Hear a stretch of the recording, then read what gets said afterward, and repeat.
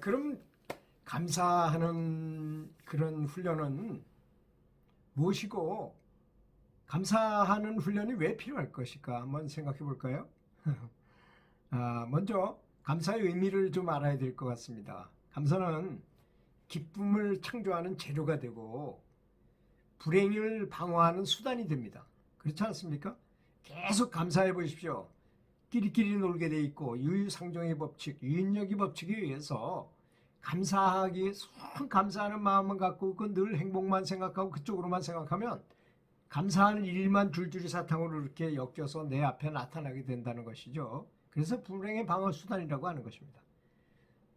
두 번째는 미련 없이 평생 동안 감사해야 되는 것입니다. 그래서 사람은 어떤 구실을 붙이고 어떤 의미를 부여하고 어떤 가치를 부여하더라도 미련 없이 평생 동안 감사하며 사는 것이 바람직합니다.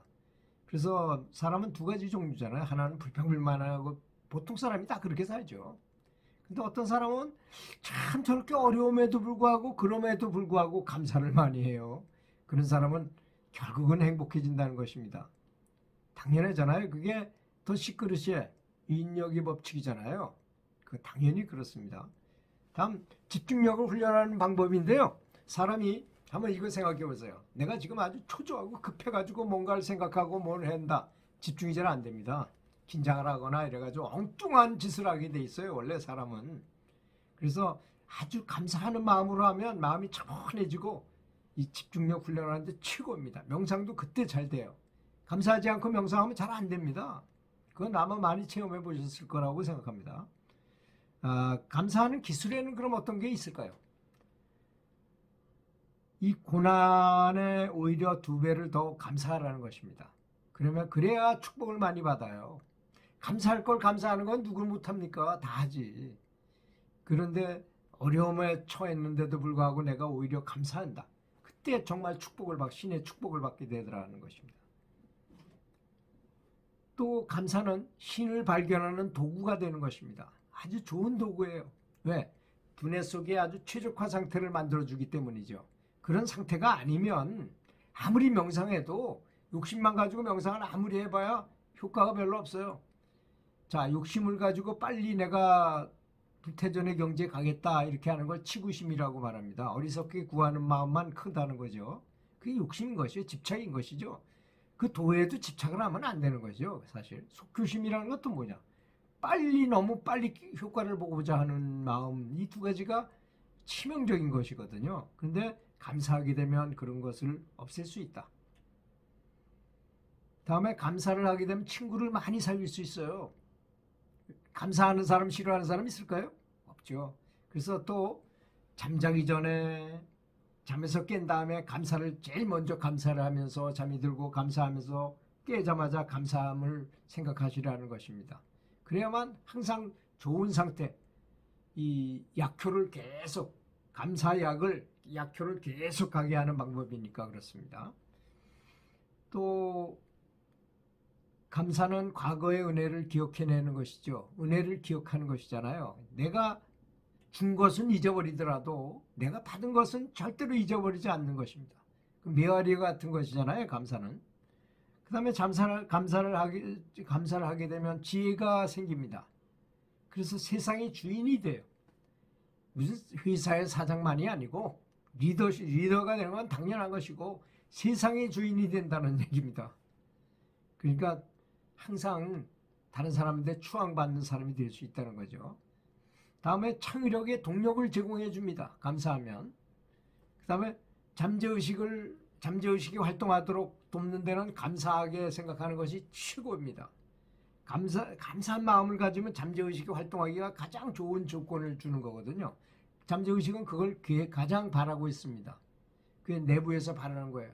그래서 감사하면 용기가 생기고 자신감이 넘칩니다. 반대로 게임에 나가서 이번에 상금이 5천만 원이 걸려있는 데에 나가서 내가 당구 시합을 나갔는데, 그러면 그 돈을 생각하고 우승해야 되겠다는 생각을 하는 순간 긴장을 해가지고 평상시에 너무나 쉽게 치던 것도 에라를 계속 실수를 하게 된다는 것이죠. 그게 사람입니다. 그 욕심을 버릴 수가 있으면 되는데 근데 어떤 사람은 수련을 많이 해가지고 감사 훈련을 많이 해가지고 항상 감사하면서 하는 사람은 여유가 있어요. 용기도 자신감이 넘쳐 흘러요. 그 사람은 전혀 떨지는 않죠. 그러니까 이 매사가 잘 되는 것입니다. 감사하면 어떤 효과가 또 있을까요? 감사하면 겸손해집니다. 또 자기 만족하게 돼요. 자족감을 갖게 된다는 것이죠. 그래서 이런 것들이 바로 성장 동력이 되고 내가 일취월장하게 됩니다. 명상이 진보하게 되고 실력이 늘게 되고 공부하는 학생은 공부를 잘하게 되고 한다는 것이죠. 또 감사일기를 계속 쓰게 되면 머리가 아주 좋아집니다. 그리고 건강해져요. 항상 감사를 생각하기 때문에. 그러니까 그런 사람이 성공하게 될 거 아니겠습니까? 항상 뇌파가 참 좋은 쪽에 가 있으니까. 다음에 소금과 같아요. 제가 늘 얘기하지만 음식을 아무리 좋은 재료를 가지고 한다 하더라도 감사가 빠지면 여러분 생각해 보세요. 아무리 좋은 재료 맛있게 요리해도 간이 안 맞으면 다 꽝이잖아요. 음식은. 이렇게 소금 역할을 하는 것이다 이겁니다. 다음, 감사는 보험에 드는 거나 마찬가지입니다. 우리가 죽을 때 천국을 가는 보험, 극락에 가는 보험을 드는 거나 마찬가지라는 것이죠. 대인관계가 좋아진다는 건 뭐 당연한 것이고 결단력도 좋아져요. 감사한 마음을 가지면. 왜? 항상 사랑으로 보기 때문에 모든 거를. 이렇게 보다 보잖아요. 사랑으로 보고 감사함으로 보면요. 다른 사람하고 적될 것도 아무것도 없어요. 다른 사람이 다 잘 되길 바라고 내가 잘 되길 바라고 모든 사람이 다 잘 되는 걸로 그런 쪽으로만 생각하니까 다른 사람 말을 언제 내가 무식적으로 말을 해도 항상 좋은 말을 하게 돼 있어요. 제가 교육청에서 장학사를 할 때 교육장님을 모시고 이렇게 다니는 적이 다니는데 이분이 이제 그 강원도 교육청 교육감 밑에 부교육감이 있고 교사로서 제일 높은 자리에 부교육감은 이제 그 행정직 공무원이고 교육감은 선출직이니까 빼놓고 제일 높은 자리까지 올라갈 수 있는 사람이 교육국장이라는 자리가 있어요. 랭킹 3위 자리죠. 근데 내가 모시고 다니던 교육장님이 그날 이 교육국장 너 교육국장 해라 이는 이제 오늘 그걸 바꾸서 오다를 바꾸서 오는 날이었는데 이분이 아주 평상시 매너가 좋고 좋은 분이에요. 근데 이분이 술이 취해가지고 완전히 필름이 끊어졌어. 근데 너무 기분 좋게 술을 드시고 그러고 나서 얘기를 하는데 저를 만나가지고 얘기하는 게 다 곧게 얘기하더라고. 필름이 끊었는지 전혀 못 느끼게끔 그렇게 행동을 해요. 그게 바로 평상시 자기가 갖고 있던 거잖아요. 사람이 죽고 나서도 마음은 그대로 있다는 거 여러분 아시죠? 아마 여러 가지 자료에서 아마 영적인데 관심이 많으신 분이라면 죽었다 산 사람들의 얘기를 많이 들을 겁니다. 내가 죽은 줄 모르고 어디 다니고 뭐 그래요. 누굴 만나고 뭐 이럽니다. 죽어도 죽은 줄 몰라요. 그렇게 마음은 그대로 간다는 것입니다. 그렇다면 아까 술 취해서 이 얘기를 왜 했느냐? 필름이 끊어진 상태로 가는 거나 비슷하기 때문입니다. 평상시에 어떻게 했느냐가 그대로 가는 거예요.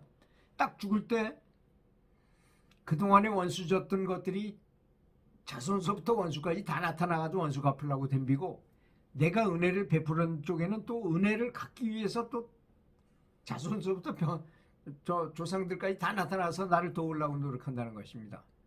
그러니까 살 때 어떻게 살아야 되는지는 뭐 너무나 뻔하잖아요, 그게. 그래서 모든 종교의 그 스승들은 한결같이 선한 행동을 하고 보시를 많이 하고 사랑을 베풀어라 다 그렇게 얘기하셨지 그렇게 얘기하지 아니한 스승은 한 분도 안 계십니다. 그렇지 않습니까? 그런데 그 제자들은 지금도 뭐 싸움 전쟁을 하고 막 남을 죽이고 막 그러면서도 자기는 떳떳하지만 다 스승의 사랑에는 반하는 행동을 하고 있는 것이라는 것입니다. 하여튼 감사하는 것은 이래서 필요한 것입니다. 긴 시간 잘 들어줘서 너무나 감사드립니다. 감사합니다.